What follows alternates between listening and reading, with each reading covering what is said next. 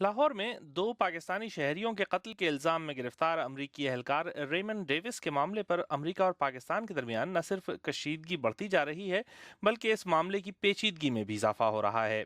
Reimann Davis نے لاہور کی مزنگ چورنگی کے نزدیک موٹر سائیکل پر سوار دو پاکستانی نوجوانوں کو گولی مار کر ہلاک کر دیا تھا اور فرار ہونے کی کوشش کی تھی، لیکن لوگوں نے اسے پکڑ کر پولیس کے حوالے کر دیا تھا، جبکہ امریکی سفارت خانے کی ایک اور گاڑی نے جسے ریمن ڈیوس نے اپنی مدد کے لیے بلایا تھا، جائے وقوع پہنچنے کی کوشش میں ایک اور نوجوان کو کچل کر مار دیا تھا۔ 2 روز کی تاخیر کے بعد امریکی حکام نے ریمن ڈیوس کو سفارتکار کہتے ہوئے سفارتی استثناء کا مطالبہ کیا تھا، جسے اب تک پاکستانی حکام نے نہیں مانا ہے۔ گو وفاقی حکومت کے تذبذب سے کئی سوالات بھی پیدا ہوئے ہیں۔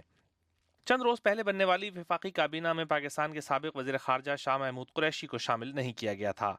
شاہ محمود قریشی نے بدھ کے روز ایک پریس کانفرنس میں 2 ٹوک الفاظ میں اس بات کی تردید کی ہے کہ ریمن ڈیوس کو پاکستانی قوانین سے استثناء حاصل ہے۔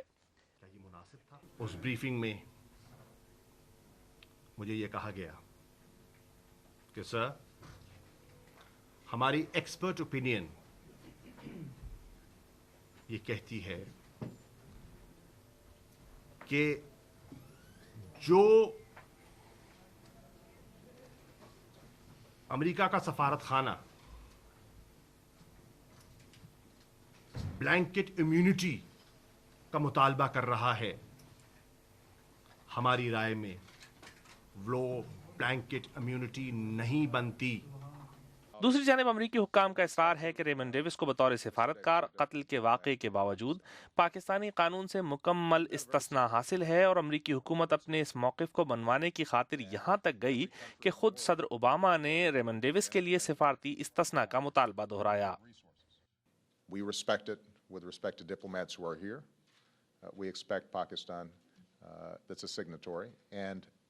recognize Mr. Davis as a diplomat to abide by this same convention. Raymond Davis کے تنازع پر دونوں ملکوں کی کشیدگی اس حد تک پہنچ چکی ہے کہ امریکہ نے پاکستان کے ساتھ اسٹریٹجک مذاکرات کا فروری میں طے شدہ دور منسوخ کر دیا ہے، جبکہ ایسی بھی اطلاعات ہیں کہ پاکستانی صدر آصف زرداری کا دورہ امریکہ بھی اسی کشیدگی کی بنا پر منسوخ ہو سکتا ہے۔ امریکی حکام نے اس معاملے پر کسی تصفیے کی کوشش میں کانگریس کی خارجہ امور کمیٹی کے سربراہ سینیٹر جان کیری کو پاکستان بھیجا ہے۔ گو سینیٹر کیری کا موقف بھی صدر اوباما سے مختلف نہیں، لیکن وہ یہ بھی کہتے ہیں کہ صرف ایک فرد کے معاملے پر دو ملکوں کے نہایت اہم تعلقات خراب نہیں ہونے چاہیے۔ We cannot let this one incident get in the way of this larger mission that we share.